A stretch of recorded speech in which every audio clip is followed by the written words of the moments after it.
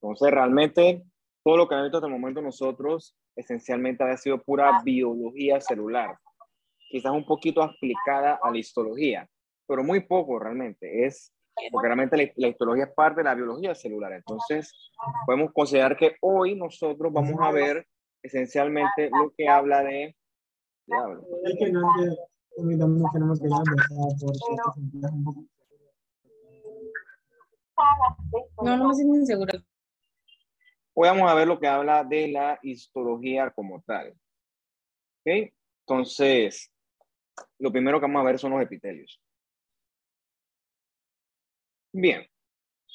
Los epitelios, junto con el tejido conectivo que también le dedicamos su propia clase, eventualmente el músculo que también le dedicamos su otra clase, y también el tejido nervioso que también le dedicamos su otra clase. Esos 4 tejidos son lo que en términos generales le consideramos los tejidos básicos. ¿Okay? Esos tejidos básicos, cada uno va a tener su función determinada. Que por ejemplo, en esta parte del curso Cámara de los Epitelios, eventualmente vamos a discutir algunas funciones del epitelio. Por ejemplo, el epitelio tiene la función de revestir. Es como, por ejemplo, la ropa que usted se pone por encima. La ropa tiene varias funciones. Una función es protegerlo usted de las amenazas potenciales del ambiente. Llámese la luz del sol o llámese la lluvia, el nombre que tú quieras ponerle. Eventualmente conoceremos al tejido conectivo. El tejido conectivo, entre otras cosas, su función principal es dar soporte mecánico y metabólico a gran parte de estos epitelios, entre otras funciones que discutiremos en su momento. Y también cuando lleguemos al músculo y al tejido nervioso, vamos a ver que también tienen su respectiva función que usted ya se puede estar imaginando o conocerá a grandes rasgos de lo que usted ha visto hasta el momento en lo que va de su carrera y sus clases anteriores. Bien, ¿por qué son los 4 tejidos básicos? Por ejemplo, cuando estudiemos per se, no sé cuál es la primera clase de órganos y sistemas, pero ponle el título. Por ejemplo, gastrointestinal. Para conocer la histología del tracto gastrointestinal, tú tienes que saber epitelios, tienes que saber tejido conectivo, tienes que saber músculo y tienes que saber tejido nervioso. Porque esos 4 tejidos coexisten en el tracto gastrointestinal.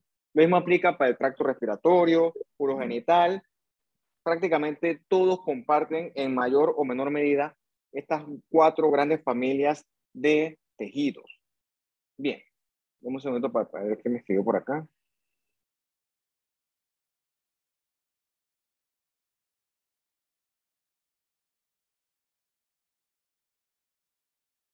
Entonces, como dije anteriormente, ¿no? Por ejemplo, esto que tenemos aquí a la derecha nosotros, esto es un corte de un intestino delgado. Más adelante vamos a tener una HY para yo explicarles con más calma, con más detalle, cuáles son las características histológicas que nosotros encontramos en el intestino delgado. Entonces, ¿por qué? Yo sé que es esto, bueno, más adelante con más facilidad le voy a explicar por qué tú puedes saber con relativa facilidad qué tipo de órgano tú estás viendo con respecto a las diapositivas de hoy. Lo que sí usted conoce que es una tinción tricrómico de Masson. En esta tinción se resalta el tejido conectivo que le da soporte a ese intestino con azul. ¿Okay? Este tejido conectivo, hablando del intestino, nosotros le llamamos lámina propia. ¿Okay? Y ese tejido que él soporta, en este caso la mucosa del intestino delgado, como es epitelio, va a teñir también de rojo. Entonces, esa lámina propia es importante porque le va a proveer soporte metabólico y también soporte mecánico a esa mucosa intestinal. Su intestino también se mueve. Cuando usted se come algo, lo mastica, lo deglute, cuando usted está deglutiendo, no es que esa comida que usted se comió se queda en un solo sitio. Ella se va moviendo a lo largo de su tubo digestivo. ¿Cómo se mueve? Gracias a las contracciones constantes de su tracto gastrointestinal. Esas contracciones la provee la capa muscular del intestino. ¿Y quién controla esas contracciones, esa capa muscular? Bueno, el sistema digestivo tiene su propio aporte neural que lo está dando el tejido nervioso. En este caso, un tejido nervioso que usted no controla. Usted cuando ve fisiología verá con más detalles que nosotros tenemos una parte de nuestro sistema nervioso que nosotros no controlamos, te guste o no te guste. Por ejemplo, su corazón. Usted ni queriendo puede hacer que su corazón se detenga.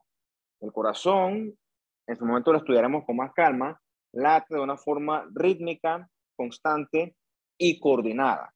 Esas tres cosas usted no las puede controlar. Sí es cierto que en determinadas circunstancias su corazón puede aumentar la velocidad con la que late y la fuerza con la que late.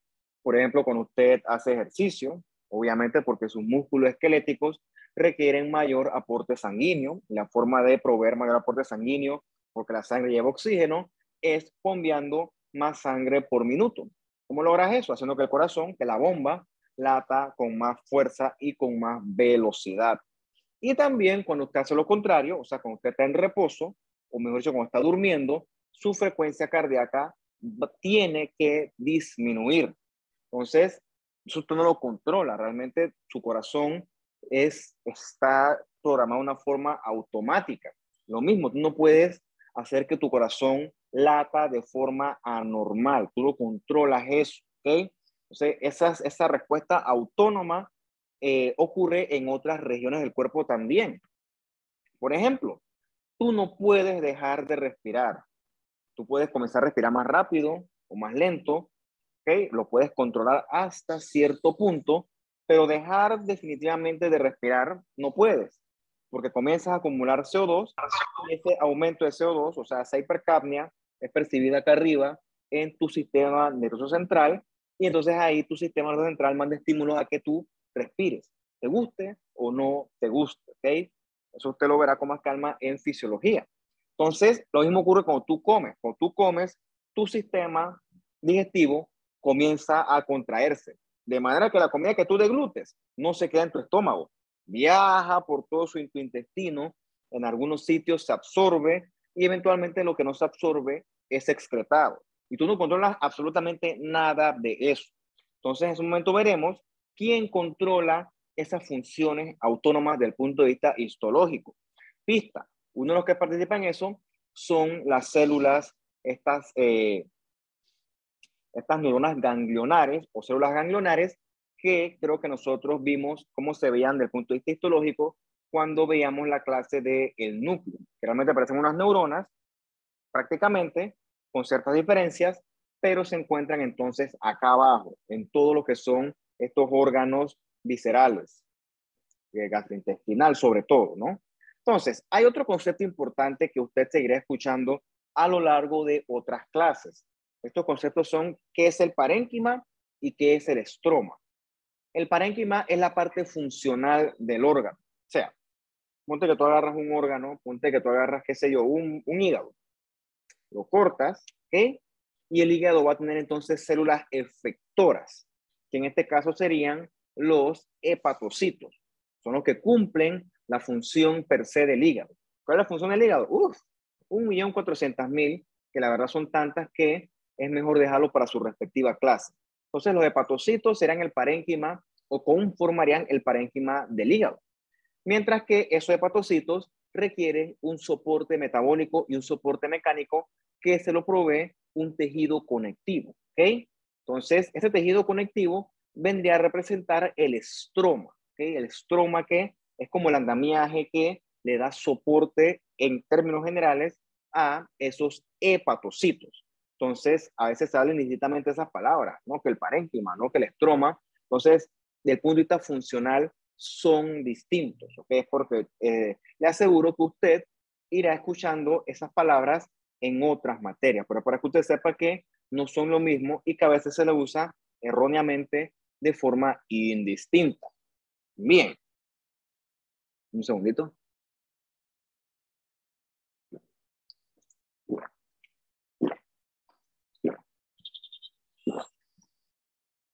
A grandes rasgos, el tejido epitelial tiene la función de revestir, por ejemplo, su piel y la mía. tu piel es como una sábana que te recubre desde el punto de vista de tu superficie externa y te protege del medio ambiente. Para que la piel pueda cumplir esa función de revestimiento, tiene que ser una piel que no se rompa. ¿Okay? Tú ves que tu piel, tú te la estiras, tú te la golpeas y tu piel es bastante resistente. ¿Okay? Es bastante resistente a todos los elementos potencialmente perjudiciales del ambiente. Obviamente, ¿no? Tu piel tiene sus límites, pero en términos generales, para tus actividades cotidianas, la piel hace perfectamente el trabajo de revestir. ¿Por qué? Porque una característica del epitelio es que las células epiteliales, tienen uniones intercelulares bien fuertes. Esa unión intercelular hace que tu piel, tú te la ales, ¿ok? Por atracciones y tu piel no se rompa. ¿Por qué? Porque las células individuales están fuertemente adheridas unas entre sí y eso las hace resistentes. La palabra correcta es que hace que los epitelios sean cohesivos, ¿ok? Y esa cohesividad hace que las células epiteliales se peguen, por así decirlo, o se adhieran unas a otras y formen sábanas de células que entonces van a revestir o recubrir virtualmente todas las cavidades de nuestro cuerpo, todas las superficies, salvo ciertas excepciones. Cavidades como cuál, por ejemplo, que igual es un concepto que tú debes ver con más calma en tu clase de anatomía, pero el día de hoy te lo introduciré. Por ejemplo, si a ti te abren, no, tú no, si tú abres un cadáver y le quitas todos los órganos, el cadáver prácticamente es un hueco por dentro. O no el cadáver, nosotros somos un hueco por dentro, un hueco que ocupa órganos. A eso me refiero con cavidades, ¿ok? Pues en ese sentido tenemos una cavidad torácica, una cavidad abdominal, entre otras cavidades que ocupan distintos órganos. Entonces, nuestros órganos están colocados en su respectiva cavidad, pero esos órganos no es que están puestos ahí y ya. No, esos órganos están revestidos por una membrana que le llaman serosa especial. Esa membrana es un tipo de epitelio especial que se llama mesotelio. Entonces, hablando de los pulmones, la membrana mesotelial que los recubre se va a llamar pleura. ¿Ok? Los pulmones no están por ahí en contacto con la cavidad torácica, no. Ellos están recubiertos de su respectiva pleura. Como por ejemplo, cuando tú te pones, yo tengo este suéter, ¿ok? Ponte que mi cuerpo es el pulmón y este suéter negro, esta camisa negra, sería la pleura, ¿ok? La pleura tiene muchas funciones. No existe, nada en el cuerpo está puesto de adorno, ¿ok? En el cuerpo todo tiene una función. Entonces, en su momento, cuando hablemos de los órganos respiratorios, vamos a estudiar un poquito qué es la pleura, para qué sirve, ¿ok?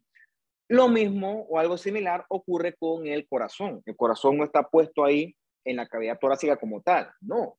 Él está revestido por su membrana serosa, que en este caso se va a llamar pericardio, que rodea el corazón y que también tiene muchas funciones. Una, por ejemplo, es proteger al corazón. Es un revestimiento que lo protege, ¿ok? Entre otras funciones que, repito, en su momento estudiaremos cuando hablemos de los respectivos órganos. Lo mismo ocurre con la mayoría de los órganos intraabdominales, salvo ciertas excepciones cuando hablamos de retroperitoneo, pero eso usted también lo verá con más calma en su clase de anatomía. Si usted tiene curiosidad, pregúntele a Kenny, por favor, no me pregunte a mí, yo no soy experto en esto y puedo equivocarme, ¿ok? Kenny debe saber más de eso que yo. Entonces, tus órganos abdominales, los intraabdominales, no están puestos ahí en el hueco que conforma la cavidad abdominal y ya. Están recubiertos por una membrana serosa que se llama el peritoneo, ¿ok? Se llama el peritoneo que recubre los órganos intraperitoneales. Entonces, estas membranas serosas son epitelios. Epitelio que en este caso se llama mesotelio. Tiene muchas funciones, entre otras funciones, una que dice que es esta. Sirve de barrera para que ciertas cosas entren y ciertas cosas salgan, pero que sea una cuestión semipermeable, ¿ok? Entonces, todo esto va a tener su respectiva función. Es otra función de los epitelios. Bien, un segundito por acá.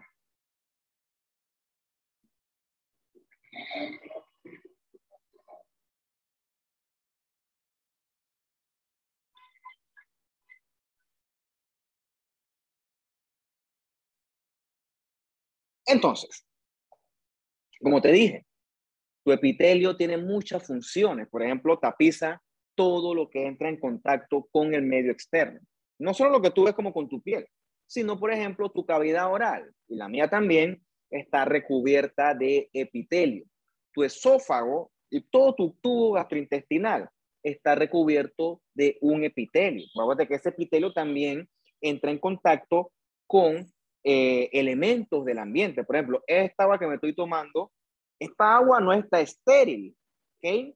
Esta agua tiene cualquier cantidad de microorganismos que, bueno, no me hacen daño a mí, pero estéril no está. De hecho, pongo en duda que sea posible que exista un agua 100% estéril. Entonces yo estoy exponiendo a mi tracto, a mi cuerpo, a bacterias, parásitos, contaminantes. Bueno, luchar contra esas cosas se encarga mi epitelio que recubre mi tracto gastrointestinal. Entonces, para que sepas que no solamente es por fuera, sino que por dentro también vamos a requerir revestimiento. Siguiendo la lógica de la comida, cuando comes, lo que tú masticas y deglutes eventualmente llega al estómago. En el estómago hay células epiteliales especializadas en secretar. En este caso, secretar ácido. Entonces tenemos otra función del epitelio. Los epitelios también funcionan como glándulas, sobre todo las glándulas exocrinas, ¿ok? En su momento, en alguna parte de este módulo de epitelios, nosotros vamos a hablar de la glándula exocrina, que es distinta a la glándula endocrina. Perdón. Siguiendo esa lógica, una vez que tú deglutes, una vez que tu estómago secreta el ácido y la comida se convierte a macromoléculas, eventualmente eso pasa al duodeno, ¿ok? Duodeno e intestino delgado, donde los nutrientes se van a absorber. Entonces, esa absorción es otra función de nuestro epitelio, ¿ok? Esa absorción está dada por células epiteliales especializadas del tracto gastrointestinal, sobre todo intestino delgado y también el colon. Hay otras células también un poco más especializadas, con otras funciones, como son las contráctiles. En su momento conoceremos a las células mioepiteliales y también cuando hablamos de los órganos sensoriales, ciertos órganos como por ejemplo el epitelio olfatorio y las papilas gustativas de la lengua y la cavidad oral, lengua sobre todo, también son epitelios. Entonces aquí, de forma resumida, tienes muchas funciones de los epitelios. Esto que está aquí es epitelio. Esto que está acá es epitelio.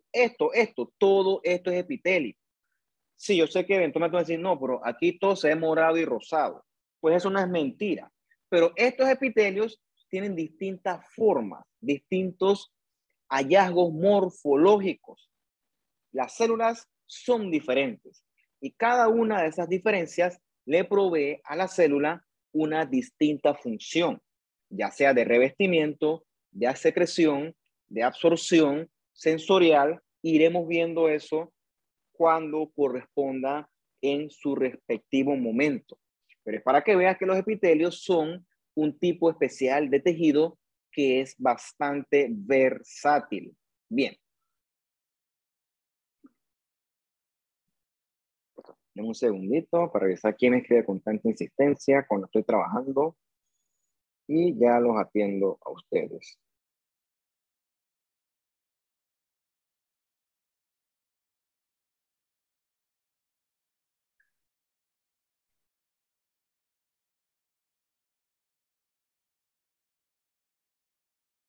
Bien. Hasta el momento hemos hablado bastantito de los epitelios, ¿ok? En verdad no, tomaba como 20 minutos. Vamos a seguir hablando ciertas características de cómo esos hallazgos propios del epitelio le proveen su respectiva función. Entonces hablamos que los epitelios vienen en varias formas, tamaños, Y bueno, colores no, porque los colores todos son rosado y morado, ¿ok? Depende con qué tinción lo veas. Lo cierto es que nosotros vamos a poder dividir a los epitelios en 3 grandes grupos en base a la forma de la célula epitelial. Estas formas son estas aplanadas, que son las células escamosas.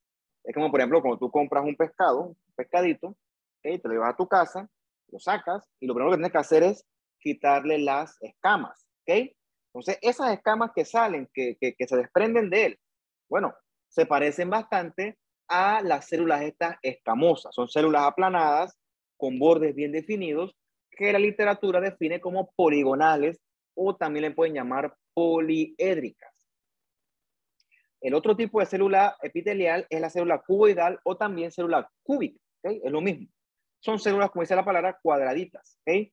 Tanto anchas como altas. O sea, no son perfectamente cuadradas, ¿no? Pero son en proporciones tanto anchas como altas, pero no es que son exactamente cuadradas, ¿okay? Son cúbicas. Y el otro tipo de célula epitelial es la célula columnar, o también se le puede llamar célula cilíndrica. Estas son células más anchas, altas. Son células más altas que anchas. O sea, como tú das una célula y tú la alargas, ¿ok? Son células alargadas, porque se llama cilíndrica también. Los núcleos de las células epiteliales, por lo general, acompañan a la respectiva morfología de la célula. En este sentido, la célula escamosa, que también se puede llamar célula plana, va a tener núcleos aplanados. La célula cuboidal va a tener núcleos, sobre todo, redonditos, redonditos más que todo. Y la célula cilíndrica va a tener núcleos que son alargados. Eso no es que es una ley escrita en piedra, pero por lo general la forma del núcleo va con la forma de la célula. Entonces, esto es lo que nosotros vamos a comenzar a ver a partir de este punto del curso. Vamos a comenzar a ver las cosas en rosado y morado. Bien, esto que estamos viendo nosotros aquí es una preciosa imagen de el tracto gastrointestinal, específicamente de los hallazgos que nosotros encontramos en la vía biliar.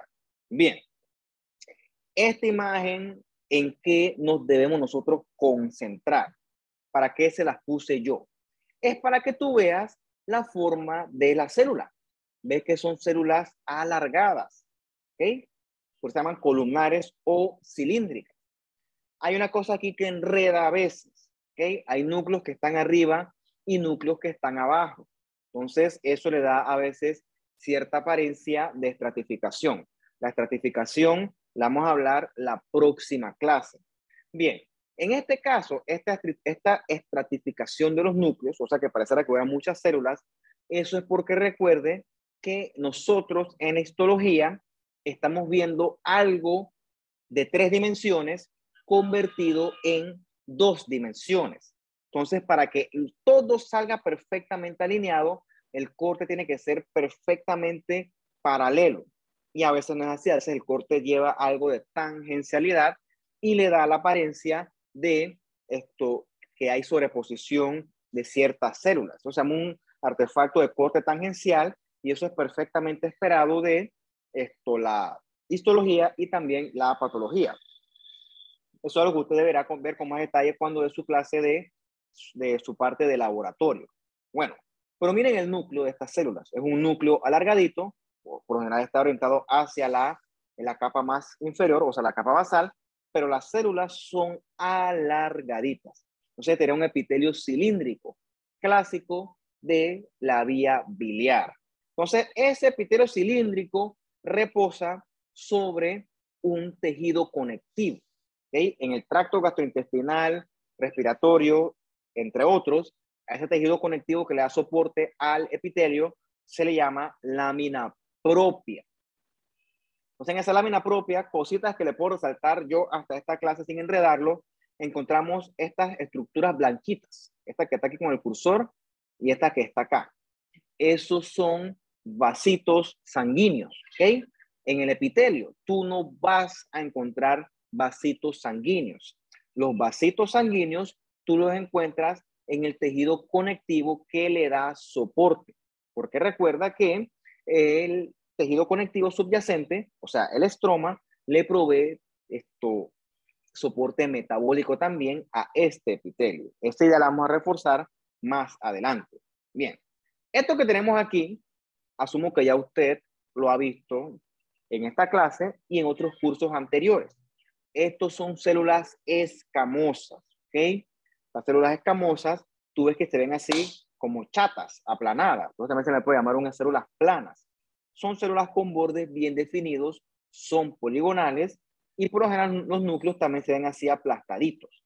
Entonces, esas células escamosas son las que nosotros encontramos en la epidermis y también en regiones anatómicas como la cavidad oral.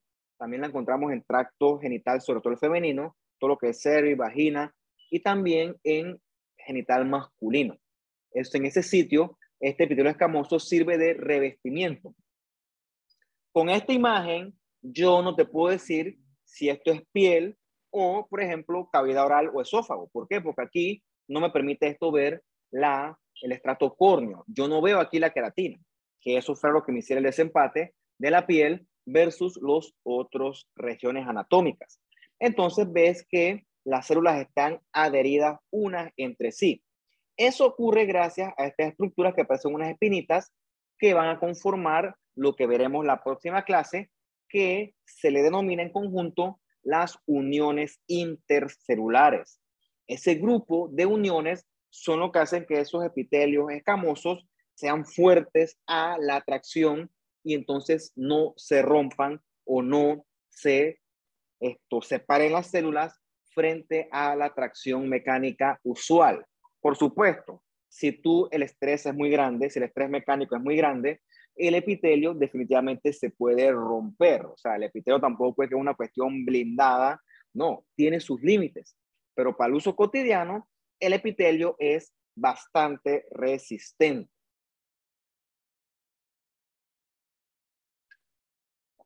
Esto otro que está acá es un epitelio cúbico. En este caso, un epitelio cúbico simple porque está constituido por una sola capa de células. Aquí las ven, ¿no? Son células tanto anchas como altas y los núcleos son bien redonditos.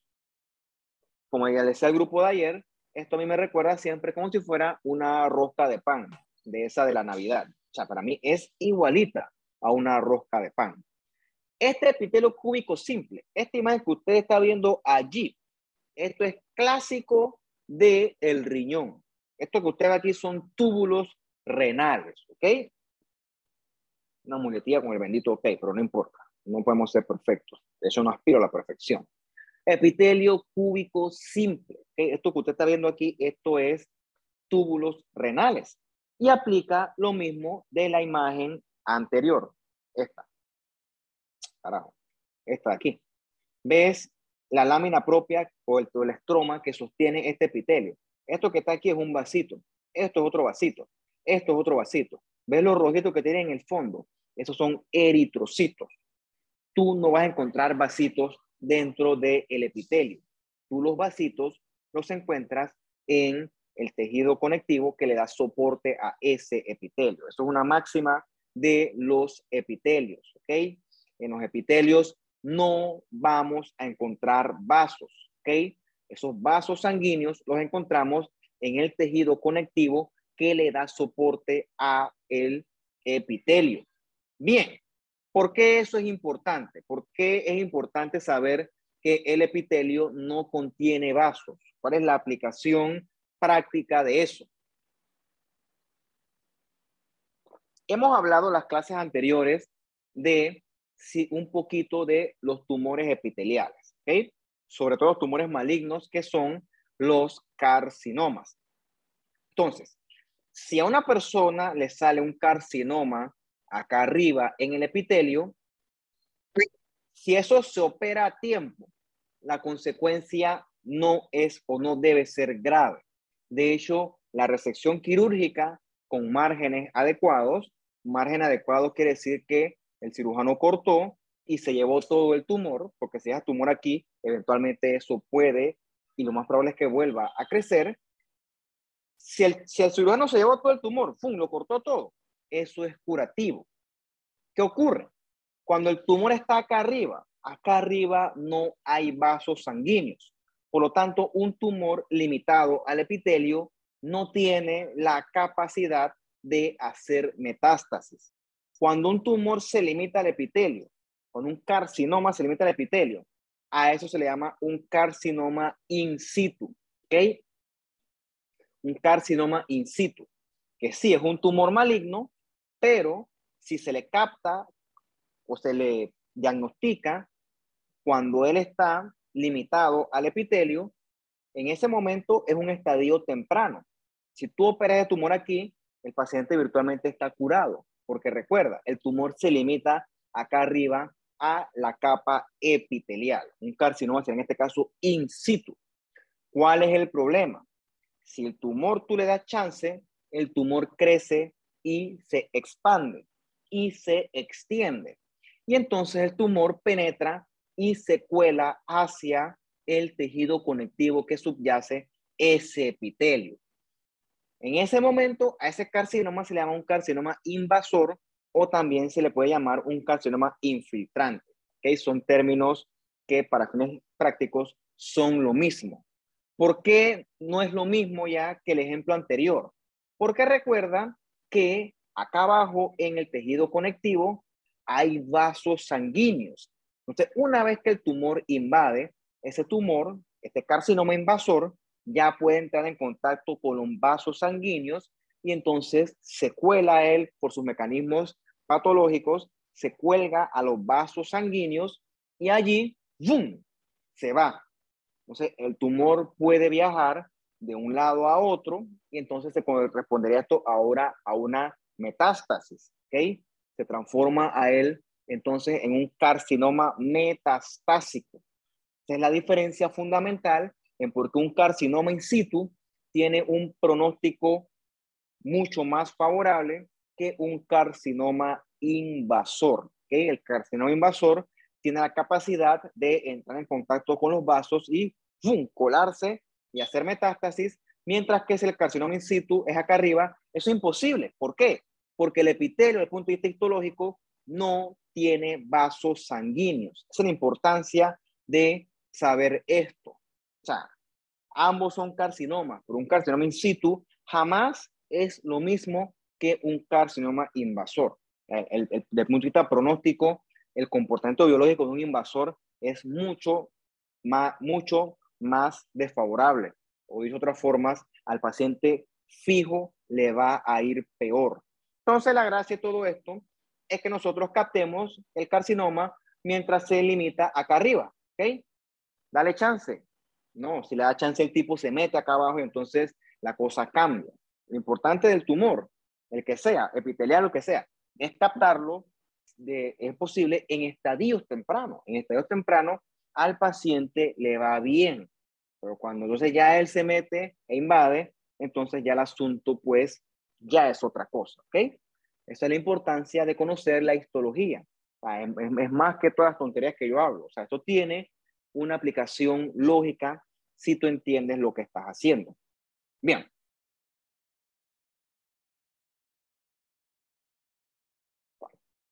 Esquemáticamente, este epitelio, ¿ok? Este epitelio y este que está acá, todos van a estar anclados a su respectivo tejido conectivo. O sea, el epitelio siempre tiene algún tipo de relación con su tejido conectivo. ¿Por qué? Porque recuerda que el epitelio requiere su aporte sanguíneo, su aporte metabólico. O sea, las células epiteliales están vivas. Ellas requieren oxígeno, requieren glucosa, requieren sus moléculas y eso nada más se lo puede proveer los vasos sanguíneos del estroma que le da soporte. ¿Ok? Bien. Esto que está acá, esto es el epitelio del intestino delgado. Tú ves que él tiene como unos deditos. O sea, si pusieras tu mano, como la estoy poniendo yo en la pantalla, parece que tuviera unos deditos. Esos deditos se llaman vellosidades. La función de esas arquitectura en forma de deditos o arquitectura vellosa es aumentar la superficie de contacto de esa mucosa intestinal con lo que usted se comió. Por ejemplo, tú vas a barrer en tu casa. Ponte que tú vas a barrer, agarras la escoba y le quitas la cabeza a la escoba y no vas a barrer con el palo. ¿Qué vas a barrer? Yo te diría a ti que absolutamente nada, ¿ok? ¿Por qué? Porque los pelitos de la escoba son los que entran en contacto y jalan la basura, ¿ok? La jalan o la atraen, no sé, lo que tú la más le quieras llamar, y entonces tú limpias. Pero si fuera el palo nada más, no absorberías nada de ese sucio. Lo mismo ocurre en este ejemplo de la mucosa intestinal. Esos deditos entran en contacto con la glucosa, con las proteínas, con las grasas, y entonces las absorben. Si esto estuviera aplanado, el área de contacto es mucho menor, y entonces el paciente te hace una absorción inadecuada, o sea, una mala absorción, que de hecho, desde el punto de vista patológico, es lo que le ocurre al paciente con la enfermedad famosa celíaca. Con la enfermedad celíaca, por un ataque autoinmune, le borra eso, la arquitectura vellosa, y es un intestino que no absorbe bien. Por eso que tiene mucha mala absorción. Un tema interesante por si lo quieren discutir. Se pierde la arquitectura de esto. Bien, ¿qué otras cosas yo encuentro en esta mucosa intestinal? Encuentro de acá arriba, que es un poco difícil, va a tener que acercarse, no sirve. ¿Ok? Obviamente, no, esto hay que pegarse a veces, pero no. Una cosa importante que yo también veo mucho en las personas que están comenzando a usar un microscopio, incluidos los estudiantes de medicina, es un clásico. Mira, las cosas se ven de bajo poder, ¿ok? Uno no tiene que ver el microscopio a 40x. No, no tienes que ver la célula pegadita donde ti. Tienes que ver las cosas de arriba para ver la arquitectura de ese tejido que estás observando. En este caso, la arquitectura epitelial. Yo siempre le he visto que se ponen a ver las cosas en 40x como eso fuera mejor. No, o sea, eso es un error, porque tú tienes que ver el panorama de lo que tú estás viendo y después cuando te interesa una célula, entonces tú bajas. Pero realmente la evaluación histológica se hace en bajo poder, o sea, en 4x. Es más, no tenemos en el microscopio que yo tengo, tiene hasta un poder de 2x. Sueña que tú vas a tener eso en tu universidad, sorry. Eso es de microscopios de alta gama que lamentablemente no son los de ustedes. Si algún día van al hospital, yo se los puedo enseñar. Enseñar. Mentira, yo les enseño cómo usarlo. Pero bueno, es que son muchos y lamentablemente como son tantos no los puedo invitar. Y eventualmente te darás cuenta que el seguro, la caja de seguro social, tiene un convenio ancestral en el cual solo se reciben estudiantes de la Universidad Nacional. Investígalo. Eso es una cuestión que molesta, ¿ok? Por eso es que nosotros no podemos recibir estudiantes de otras universidades, porque existe ese convenio que tú no sé para qué es. Pregunta y averigua, ¿no? ¿Por qué me molesta a mí? Porque yo no estoy en nacional, yo estoy en latina, y por qué tengo que rendirle cuenta a ese convenio. Hey, mira, ustedes, el día de mañana que yo tenga 70 años, asumiendo que llegaré a esa edad, espero que sí, bueno, espero que llegue entero, y quiero un cuarto de urgencias, y ponte que yo soy asegurado, mejor dicho, y yo voy a cuarto de urgencias con un dolor, me duele no aguanto, me caí, no aguanto la punta del dedo gordo del pie derecho, no la aguanto. Yo quiero poner cuarto de urgencia, que me pongan un medicamento por vena, a la gana. ¿Quién me va a atender? ¿Me va a atender alguien de la Nacional? Puede que sí, o puede que me atienda alguien de la Latina, o puede que me atienda alguien de la UAM, puede que me atienda uno de ustedes, o alguien de la Columbus, o peor que eso, o no peor, alguien de Cuba. O sea, al final del día todos nosotros somos entrenados en este sistema. O sea, yo no entiendo por qué existe ese monopolio. A mí personalmente me molesta y no me parece. Así que pues eso es una limitante que tenemos nosotros en el hospital, que irónicamente es el hospital más grande de todo el país. Todo el conocimiento que está allá, me lo quedo yo para mí, pues. Qué chiste, yo que soy el funcionario, yo me quedo el conocimiento para mí y los estudiantes que deberían absorber ese conocimiento, pues tienen que irse a rotar a Chorrera, a Nicolás Solano. O sea, tú me disculparás, pero no lo voy a decir porque ya queda grabado. Whatever. Entonces, ¿ves estas bolas blancas que están aquí? Se llaman células caliciformes, ¿ok? Esas células caliciformes secretan moco, ¿ok? Ese moco, una secreción lubricante, que lo que va a hacer es favorecer que el contenido intestinal pueda pasar libremente a lo largo del intestino. Si no fuera por ese moco, no hubiera lubricación, perdón, y se puede quedar atascado el contenido en el lumen intestinal. Bien, ven esto que está acá en hematoxilina eosina, ¿ok? Esto que está acá es virtualmente idéntico a esto que está acá en masón, nada más que esto está en un aumento mucho más alejado, ¿ok? Pero igual tú ves aquí la arquitectura vellosa de la mucosa intestinal. Por supuesto, yo no puedo ponerme a hablar a este momento y con esta atención que no es para eso, a hablar de células y de morfología. Acuérdate que la atención por excelencia para ver morfología, te guste o no, es la hematoxilina con eosina. Te guste o no, sorry. Bien.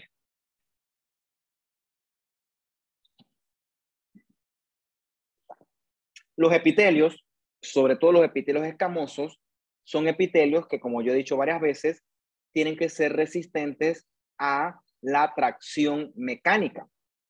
Por ejemplo, esto que estoy haciendo yo aquí, ¿okay? Yo estoy haciendo tracción mecánica en mi piel y mi piel no se rompe. ¿Por qué? Porque las células están fuertemente adheridas entre sí y a su vez están fuertemente adheridas al tejido conectivo que les da soporte. La fuerza con la que se adhiere el epitelio, en este caso la epidermis, al tejido conectivo que la subyace, en este caso la dermis, esa fuerza se ve aumentada por estas estructuras que tú ves aquí que yo estoy marcando con el cursor. Esas estructuras se llaman papilas dérmicas, ¿ok? Y estas papilas dérmicas se unen junto con estas estructuras del epitelio, que en este caso en español se llaman clavos epidérmicos, pero a mí me gusta decirle más rete ridges. En inglés se llama rete ridges, te lo voy a copiar en el chat. Rete ridges. Bien. ¿Para qué sirve esto? Tú ves que la unión entre epitelio y dermis no es plana, ¿ok? No es plana, porque si fuera plano, ¡fum!, se desliza una sobre la otra.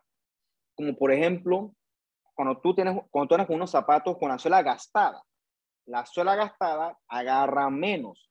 Y si pisas un piso bien planito y tu suela plana, ¿qué va a hacer tu suela? ¡Fum!, vas a patinar. Te puedes resbalar porque la suela ya no tiene agarre. Sin embargo, si te compras unas zapatillas que estén buenas, nuevas, esas sí se adhieren firmemente a la superficie que sea, porque los tacos de la suela proveen mayor superficie de contacto, proveen mayor agarre. Lo mismo ocurre con nuestra piel y su respectiva dermis. Esta conformación en papila con rete ridges, es realmente la pronunciación, hace que el epitelio esté adherido de esta forma. Se abraza el epitelio con la respectiva dermis y eso le da una fortaleza extra para poder resistir mayor tracción. ¿Ok? Por lo tanto, estas papilas serán más prominentes en epitelios que sufren mucha fricción o mucha tracción. Como por ejemplo, esto que tú estás viendo aquí, que es la piel gruesa. La piel gruesa nosotros la encontramos en las plantas de los pies y en las palmas de las manos. En las plantas de los pies es lógico que necesitamos una piel más resistente, más gruesa, porque ese es un sitio que virtualmente es el que soporta mayor estrés mecánico en todo el cuerpo. Y en las manos, no es porque tú camines en cuatro patas, sino que es que gracias a eso tú puedes agarrar las cosas con fuerza, ¿ok?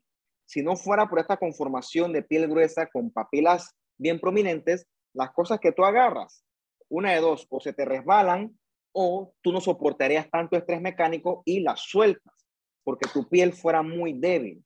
Entonces, esta piel de las manos, de las palmas de las manos, tiene que ser una piel gruesa y resistente para permitir un agarre óptimo, un agarre fuerte, por así decirlo. Y también Lo mismo ocurre con la lengua. Ahora mandamos una foto de una lengua, una imagen histológica. En la lengua hay papilas bien prominentes que eso lo que ayuda es que cuando tú estás comiendo, tu lengua pueda manipular adecuadamente los alimentos. Si no fuera gracias a esa conformación de epitelio con papilas, la comida se te resbalaría hacia los lados de la boca. Eso fuera subóptimo, ¿ok? Entonces, tú necesitas un agarre fuerte y ese agarre fuerte lo proveen estas características del epitelio. Bien.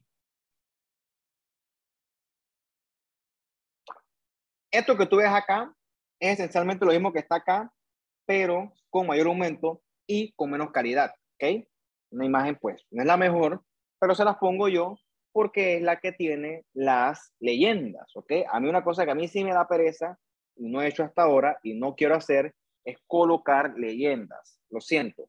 Pídame otra cosa. Pídame que te lo señale, pero no voy a poner, esto es el retrato córneo con flechita y tontería. No. Presta atención a la clase. Asumo que usted ya conoce, porque ya lo hemos mencionado, las capas de la epidermis, de abajo hacia arriba. Esta es la estrato basal, que es donde nosotros debemos identificar las mitosis. Este es el estrato espinoso, ¿okay? Que es donde encontramos los queratinocitos.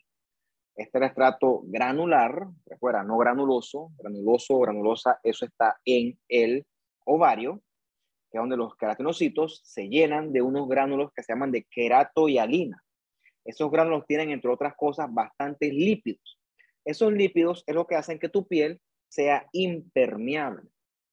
Y finalmente, las células cambian y se transforman a células sin núcleos, que son las que conforman el estrato córneo, ¿ok? Este estrato córneo es lo que le da a esa piel esa capacidad de protección. Si no hubiera estrato córneo, la piel fuera igual a lo que tú encuentras aquí en la cavidad oral. Desde el punto de vista histológico es lo mismo. Lo que hace que la piel sea diferente es la presencia de estrato córneo, ¿ok? Es lo que evita que nosotros perdamos agua por el epitelio y también lo que nos da protección extra frente a las posibles amenazas del ambiente. Todas estas células en su respectiva etapa son diferentes. Las de acá abajo son distintas al medio y estas son distintas a las capas superiores. Eso se llama, o eso se le denomina maduración del epitelio. Esa maduración al final transforma esa célula escamosa, la transforma a una célula de estrato córneo con su función definitiva de proveer esa protección propia de la piel. Entonces, hágame el favor, bueno, no a mí, hágase el favor usted, a usted mismo, de aprenderse los estratos de la epidermis. Es una forma fácil de evitar perder puntos en este curso. Ve lo que está acá, estas lengüetas de epitelio. Eso es lo que se llaman clavos epidérmicos o rete rich. Esos rete rich se unen o embonan con las papilas dérmicas y eso le provee resistencia mayor a estos epitelios a las fuerzas de tracción. Bien, mira, entonces acá, esto que está acá es la comparación entre una imagen escaneada, que escaneada es que no es una foto. Esto que está acá es una foto. La calidad es mucho menor. Con un escáner, la imagen histológica, el software la mejora y es superior, se me perdonará, esto que está aquí es superior a cualquier y la minilla que tú encuentres en tu clase de laboratorio. Lamento decirlo así, ¿ok? Realmente la imagen, la laminilla digitalizada en el escenario que tú quieras va a ser superior a una laminilla real. En mi caso no, porque las laminillas que yo veo están nuevecitas, ¿ok? Por lo tanto, la tinción está bien conservada. Oh, explotó así. Sin embargo, yo asumo, espero equivocarme de hecho, las laminillas que tú verás en tu laboratorio son laminillas que están viejas, no se puede estar cambiando cada rato. Entonces la tinción se va perdiendo, se ponen pálidas, van a ser unas espantosas que yo me quedo como que, ay Dios mío, no se puede aprender con eso. Bien, vamos a enseñárselo con más calma. A ver.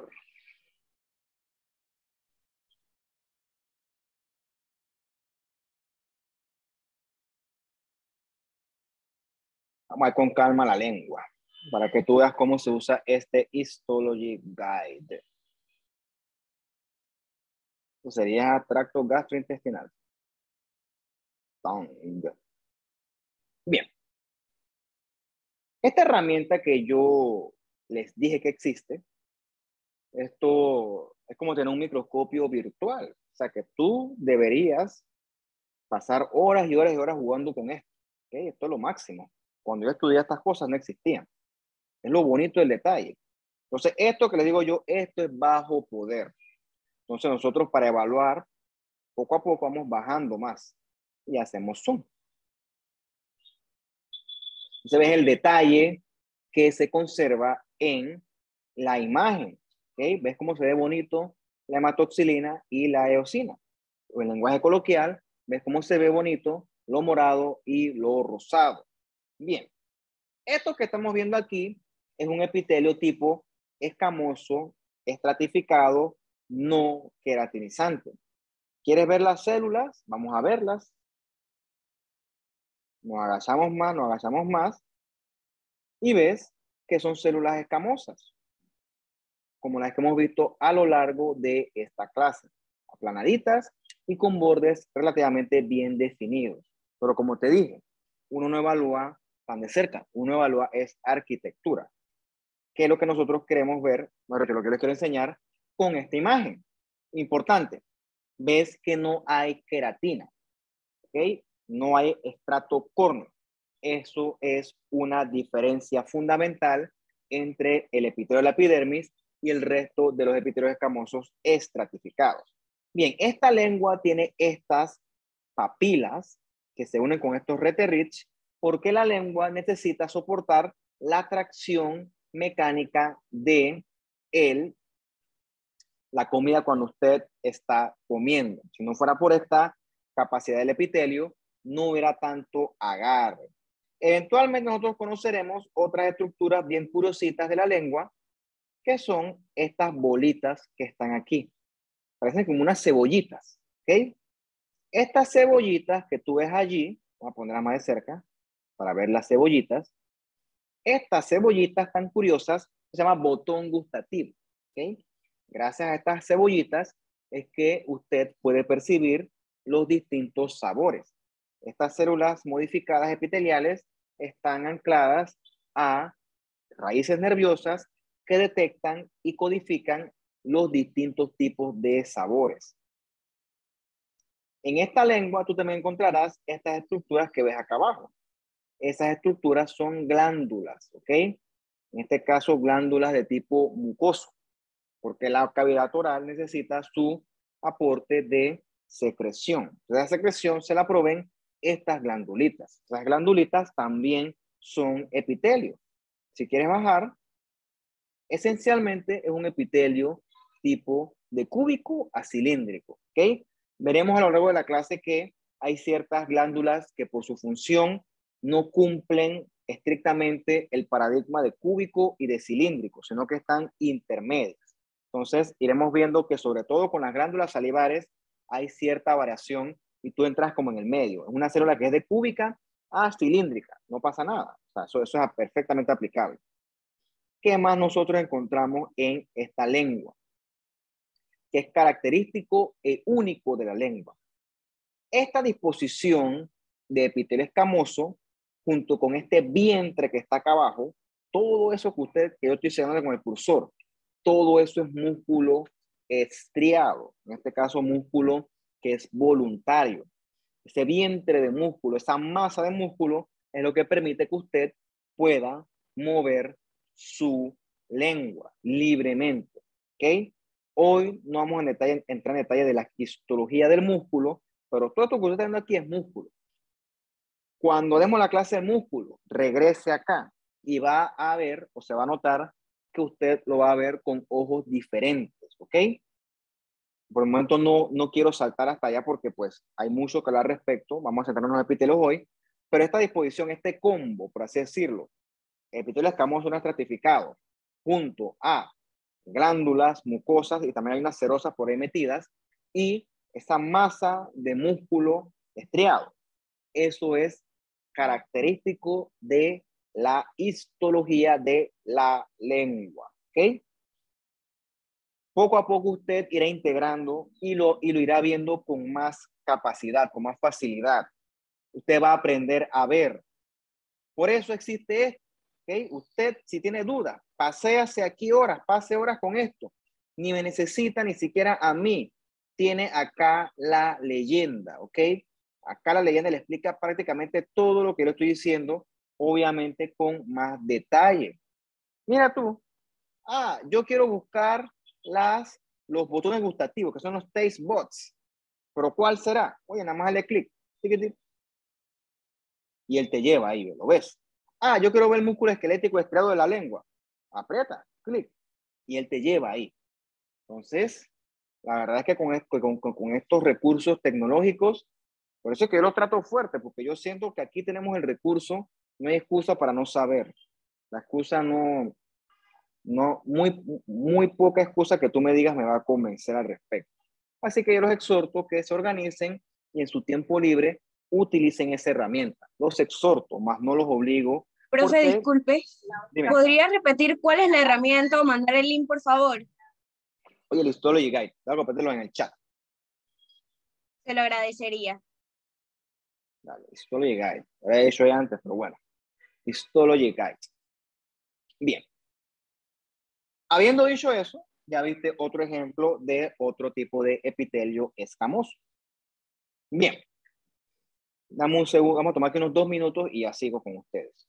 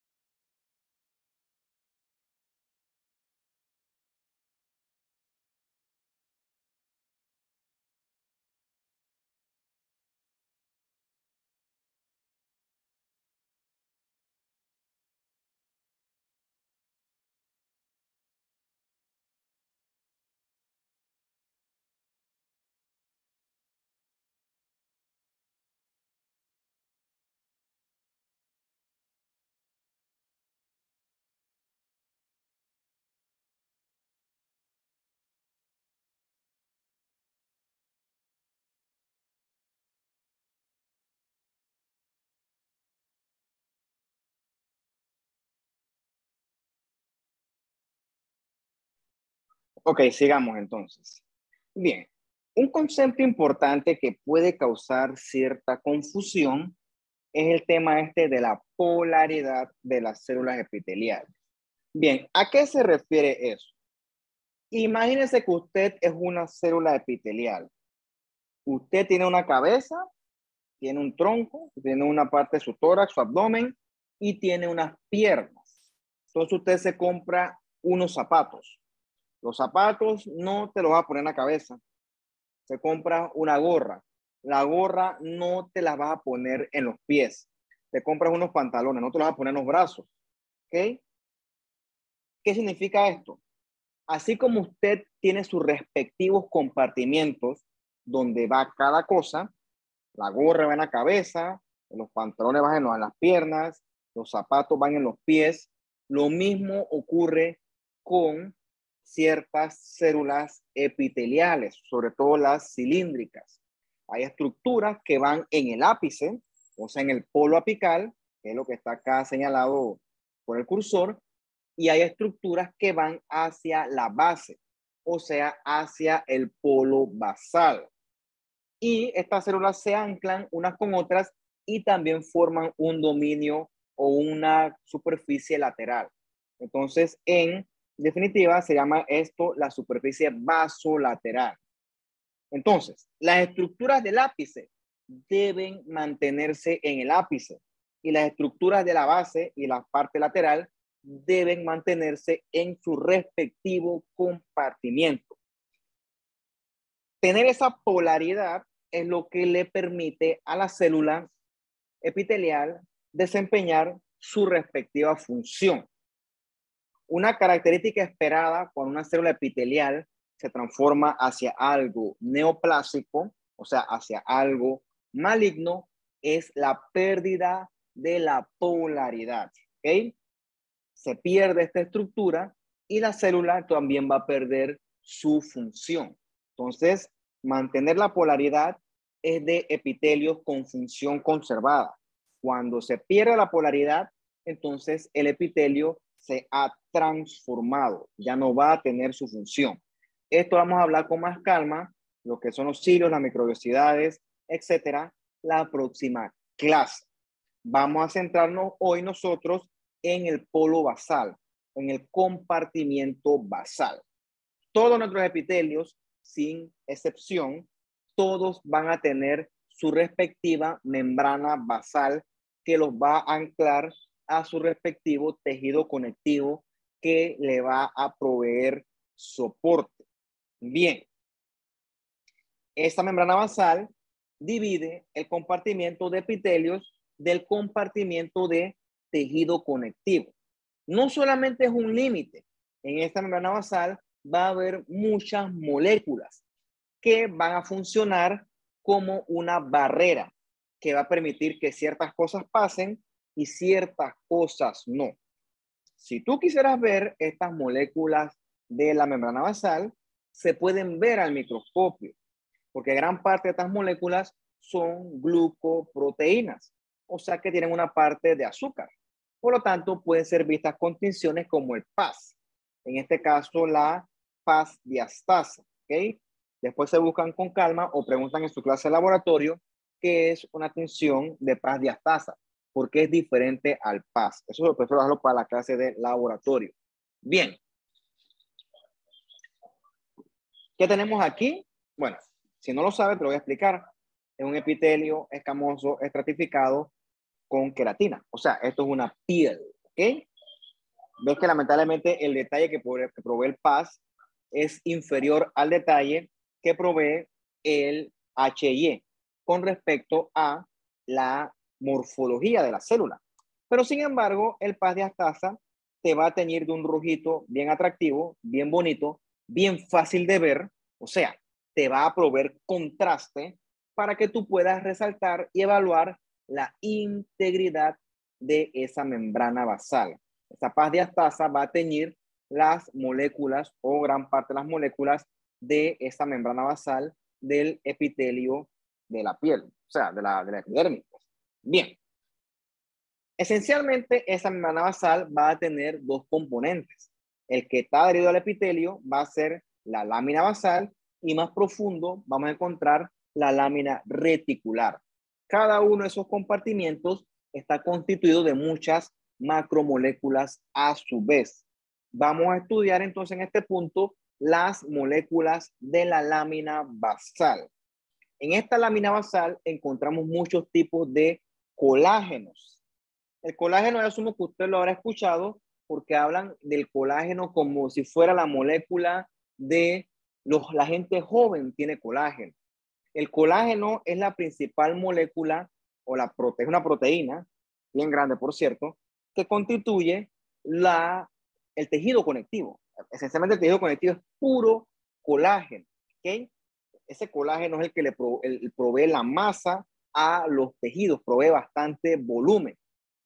Vamos a hablar del colágeno con mucha más calma cuando discutamos la parte del tejido conectivo, ¿ok? Hasta este punto, el colágeno es como si fuera un cemento. El colágeno favorece o sirve, entre otras cosas, para adherir firmemente y conectar esos epitelios con esos tejidos conectivos de soporte. Hay varios tipos, colágeno tipo 4, los tipos 7 y los tipos 3, que son sobre todo los que proveen la lámina reticular. Todos esos colágenos es como si tú agarraras, por ejemplo, qué sé yo, tú te compras una puerta y tú estás obsesionado con la seguridad. Y tú le pones 3 cerraduras a la puerta y un picaporte. Entonces tú vas ahí, clan, clan, clan, clan, clan, y pones tu picaporte con su cadenita. Tiene una puerta hiper reforzada, que en teoría es más resistente o menos probable que te roben que una puerta con una cerradura única, en teoría. ¿Ok? Entonces, todos esos colágenos refuerzan esa unión del epitelio, membrana basal y el respectivo tejido conectivo que le da soporte. Bien, también encontramos proteínas o mejor dicho, moléculas de la matriz extracelular, glucoproteínas como las lamininas y protoglucanos como el nidogen y el perlecan. ¿Okay? Yo nunca he sabido cómo se dice a estas moléculas en en español, así que utilizo el nombre en inglés. Estas macromoléculas van a permitir sobre todo contacto con las integrinas, sobre todo las glucoproteínas. Y usted ya recordará las integrinas de las clases anteriores. Son proteínas que funcionan para proveer paso, permiten que la molécula pase de un compartimiento a otro, porque recuerda que entre epitelio y tejido conectivo hay transporte de moléculas. ¿Okay? Ahí viene la parte que si es por difusión simple, que si es por proteínas carrier, que si es por canales iónicos, o si es por exocitosis o endocitosis. Todo eso ocurre con nuestros epitelios. Bien, esto que está acá, a su derecha, y a la mía también, perdón, esto es un riñón. Ves aquí la parte de lo que ya conoces que son los túbulos renales, clásico epitelio cúbico simple, y tenemos esta otra estructura, que es como una maraña de vasos, ¿ok? Esa estructura se llama glomérulo, ¿ok? Tu riñón es una especie de filtro, ¿ok? Y tu sangre llega al riñón y entonces en ese riñón la sangre se filtra. Las cosas que no necesitamos son eliminadas, el término correcto es excretadas, y las cosas que sí necesitamos de la sangre son reabsorbidas. Para fines prácticos, todo lo que es de sobra, aunque sea útil, es excretado. Como por ejemplo el agua. Tu cuerpo no quiere ni poca agua ni mucha agua. Tu cuerpo quiere el agua que es necesaria. Más agua no es mejor. Puedes hacer el experimento. Por ejemplo, ahorita que termino la clase, que me he tomado 2 de estos prácticamente, eventualmente yo voy a tener que orinar. ¿Ok? Eventualmente. ¿Por qué? Porque yo le estoy metiendo a mi cuerpo demasiado volumen de agua. Sí, es para que la boca no se me seque y se me haga más fácil seguir hablando, pero realmente para mi cuerpo él no requiere tanta agua. Por lo tanto, ese exceso de agua no me lo quedo yo. Ese exceso de agua pasa a mi intestino, perdón, a mi estómago, pasa al intestino delgado y gran parte se absorbe en el colon. O absorbe en el colon, pasa a la sangre, pasa a mi sistema circulatorio y eventualmente llega a mis riñones. Allí mis riñones dicen, hey, esto es demasiada agua, vamos a eliminarla. Y entonces, toda el orine que va a salir cuando tomas mucha agua es un orine prácticamente clarito. Es pura agua, ¿ok? Tu cuerpo elimina lo que está en exceso, así sea algo bueno como el agua. Lo contrario también ocurre. Puedes hacer el experimento si así lo quieres. Esto es más que todo fisiología, pero igual también es interesante, también es bonito. Tú puedes decir, bueno, mañana yo no voy a tomar agua en todo el día, ¿ok? Entonces tú vas a ver que te va a dar sed, porque tienes que resistir en nombre de la ciencia, y entonces tú te va a dar ganas de orinar eventualmente, pero vas a ver que la orina que vas a orinar, va a la redundancia, va a ser un orine bien amarillo, ¿ok? ¿Por qué bien amarillo? Porque es un orine rico en solutos y pobre en agua. ¿Por qué? Porque tu cuerpo está tratando de aferrarse a la poquita agua que tiene para no deshidratarse, ¿ok? Si tu cuerpo, la poquita agua que tiene la orina, inevitablemente vas a quedar deshidratado, ¿ok? Entonces, por eso ¿quién lo decide? El riñón. Hay ciertas condiciones anormales donde tú te puedes deshidratar por orinar demasiado. Te voy a decir dos, bien curiosas. Una muy curiosa y la otra todavía más curiosa. La primera ocurre con los diabéticos, ¿ok? Los diabéticos van a tener una sangre hipertónica. ¿Por qué? Porque una sangre va a estar cargada de azúcar. Esa hipertonicidad jala agua y entonces esa agua que viene de la célula, eventualmente toda va a ser orinada. Por eso es que el paciente diabético, uno de sus manifiestos, una de sus manifestaciones clínicas es la poliuria. A los tipos orinan mucha cantidad de agua, pero es por un tema de hipertonicidad de la sangre por secundario a la hiperglucemia. Probablemente es algo que tú no vas a entender hasta este punto porque necesitas tener la clase de líquidos electrolitos, pero tiene que ver con eso, con la hipertonicidad. ¿Okay? Lo hipertónico jala agua para balancear cuestiones, los balances entre el compartimento intracelular y el extracelular. El paciente hipertónico, en este caso diabético, ¡pum!, jala todo hacia el extracelular, o sea, hacia la sangre, y eventualmente todo eso se va por la orina.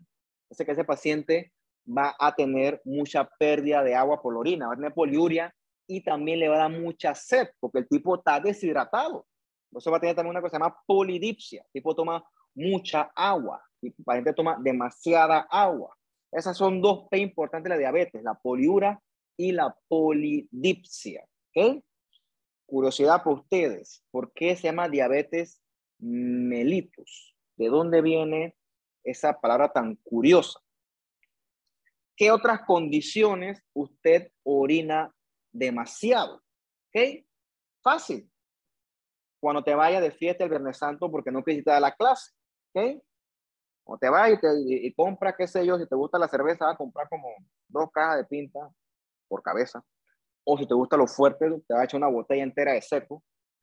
Bueno, en cualquiera de los escenarios, tú vas a quedar orinando. Y probablemente ¿cómo le digo yo? Ese orinar de más, ¿ok? Al final del día te deshidrata, ¿ok? Porque orinas demasiado. Y esa deshidratación es la que provoca los síntomas desagradables de la resaca, mejor conocido como goma, ¿ok? ¿Por qué ocurre eso? Tiene que ver con una hormona que se llama la hormona antidiurética. El alcohol tiene una interacción con esa hormona antidiurética y eso hace que usted orine demasiado cuando toma alcohol y se deshidrate. Por eso es que la gente dice que, bueno, una forma de evitar que te dé resaca es por cada trago un vaso de agua. Pero casi nadie hace eso, ¿ok? Eso es como que gallo, engorroso, entre otras cosas. Busquen, no se lo voy a poner todo en bandeja de plata, ¿ok? Investigue usted cuál es la relación entre el consumo de alcohol y la hormona antidiurética. A ver si eso enciende en usted la curiosidad. Aprendan, siéntase curiosos. ¿Por qué me da goma? ¿Okay? ¿Por qué? ¿Qué pasa con eso? Investiguen, lean. Bien. Este glomérulo es un filtro, ¿ok? Un filtro que decide qué se excreta y qué se reabsorbe. Ese filtro requiere una membrana basal bien especializada, que nosotros conoceremos con más calma cuando demos la clase de renal. En esta imagen le hicieron a este riñón un PAS y ves cómo se resalta la membrana basal del glomérulo. Ves que es bien roja, bien gruesa, bien prominente. Esa es una membrana basal especializada porque estos son sitios donde la filtración es la función fundamental. Bien. Nuestra membrana basal tiene muchas funciones. Provee compartamentalización, de manera que el epitelio es un compartimento con funciones X y el tejido conectivo subyacente es otro compartimento con funciones Y. Trabajan juntos, pero no se comparten funciones, no trabajan revueltos, ¿ok? ¿Qué otra cosa es la membrana basal? Conecta estos dos compartimientos, organiza a las integrinas, ayuda a mantener la polaridad, permite que se dé adecuadamente todo lo que es endocitosis, exocitosis y transducción de las distintas señales. Ya eso lo conocimos en las clases anteriores. La membrana basal permite que las células interactúen unas con otras. O sea, la membrana basal es como una red de comunicación que también provee soporte estructural, pero permite que las células se comuniquen unas entre otras sin estar todas revueltas, ¿ok? Después con calma te lees esto, pero para que veas que la membrana basal tiene muchísimas funciones. Bien, la clase seguía, pero bueno, ayer llegué con el otro grupo hasta aquí, así que para mantener todo homogéneo, vamos a dejar las cosas hasta aquí. Es que ya viene después la cosa de las uniones intercelulares, se pone pretty el asunto. Pero bueno, por hoy vamos a avanzar hasta ahí y seguimos entonces la otra clase con lo que corresponderá.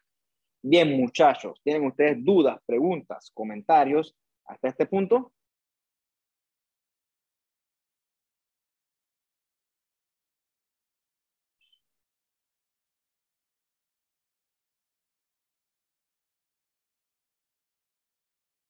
¿No? ¿Sí? ¿No? ¿Curiosidades? ¿Algo que se les haya ocurrido?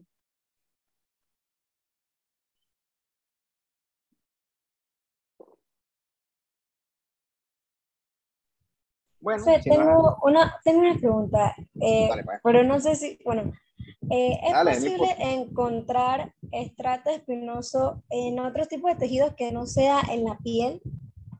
Sí. Mira, por ejemplo, te lo voy a enseñar con algunos ejemplos. Tengo esta abierta la lengua aquí. Esto es un estrato espinoso. Este epitelio es cohesivo, virtualmente idéntico al estrato espinoso, pero esto es en la lengua. Lo que no hay es estrato córneo. Vamos a abrir otra imagen. Un esófago, por cierto. ¿Qué tal? Esófagus.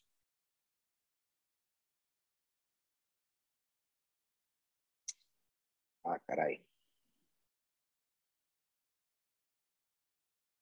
Me quitar la leyenda. Entonces, ves que el esófago se parece mucho a la piel, es virtualmente idéntico, pero el esófago no va a tener capa córnea, no es un epitelio queratinizante. Entonces, todo esto que tú ves acá, todos estos son queratinocitos, ¿ok? Pero del estrato espinoso, pero del esófago, ¿ok? Entonces, si tú me pones aquí la imagen así, y tú me preguntas a mí, ¿esto qué es? Bueno, yo te puedo decir puntualmente qué es. Yo te voy a decir, bueno, eso puede ser una piel, o eso puede ser un esófago, o puede ser la cavidad oral, o puede ser un cervix. Todos esos diferenciales están en juego. Entonces, es estrato espinoso. ¿Por qué? Porque hay queratinocitos con uniones intercelulares bien fuertes. ¿Ok? Entonces, sí lo puedes encontrar, pero lo que lo diferencia es la capa, la capa córnea, que no encontramos, solamente la encontramos en la piel. Vamos a enseñarte otro ejemplo, el del cervix, que es bien interesante. ¿Dónde están los órganos femeninos? Female.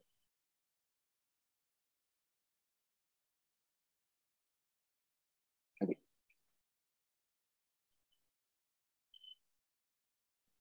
Y está el cervix.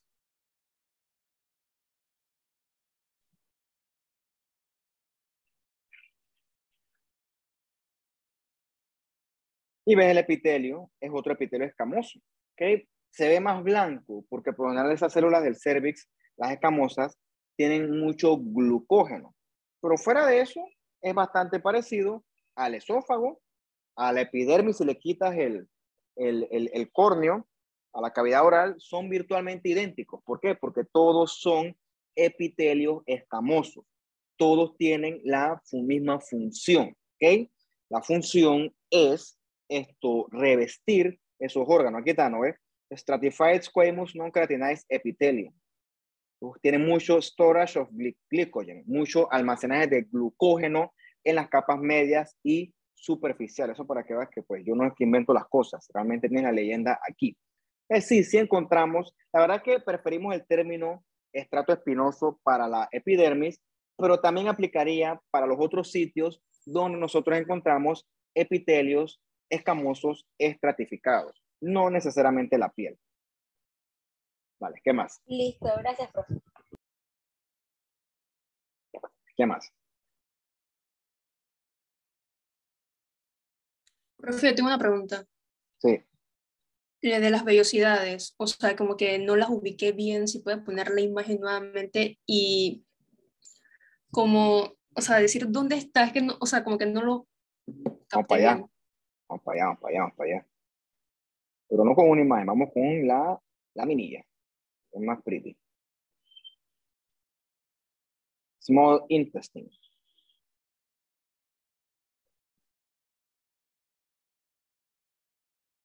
Esta aplica, el duodeno. Muy bien. Sí, creo que se aplica. Vamos a bajar.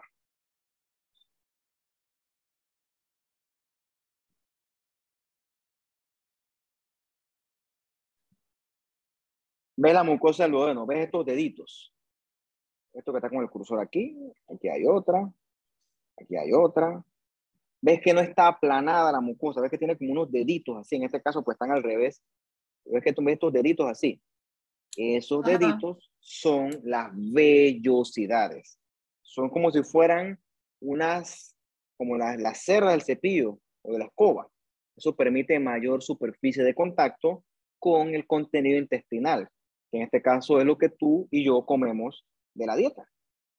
Si tienes curiosidad y quieres ver ese mucosa o ese epitelio de qué está constituido, vamos a darle zoom, pues. Es un epitelio cilíndrico, simple, de células que son alargadas, y encuentras estas bolas blancas. Hay bastantes. Esas son células caliciformes. Y encontramos otra cosa que veremos en la otra clase, que es ya llega el próximo momento. En el extremo apical hay un borde que en un microscopio en vivo se ve con birrefringencia. Bueno, este borde que está acá es como una rayita, no sé si la puedes ver, son como unos pelitos que están encima de la célula. Vamos con esto que aquí se ve un poquito mejor. Son microvellosidades, ¿ok? Esas microvellosidades, que no es igual que las vellosidades, esas microvellosidades le proveen aún mayor superficie de contacto a esa mucosa intestinal. ¿Para qué? Para que pueda tener más contacto y pueda absorber más. Entonces, esta es la importancia de esta estructura. ¿Ven los deditos? Esas vellosidades son los que dan al intestino delgado su respectiva función. Si fuera esto aplanado, esto no pudiera absorber adecuadamente y entonces no pudiera la mucosa cumplir con su respectiva función. Después vamos a ver qué es esto que está acá abajo, que es algo, y qué es esto es otra cosa. Después vamos a ver eso con calma.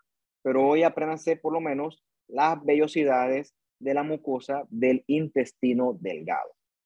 Después vamos a ir aprendiendo las otras cosas poco a poco. ¿Qué más? Ok, gracias. Uh-huh.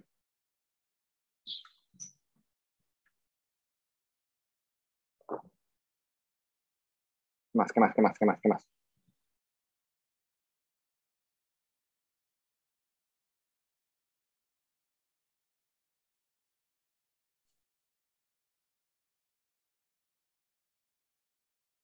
Bueno, jóvenes, si no hay más nada, entonces nos veremos nosotros cuando corresponda y seguiremos hablando del tema este de los epitelios. Entonces, lo dejo para que hagan sus actividades y bueno, chao, cuídense y que estén bien.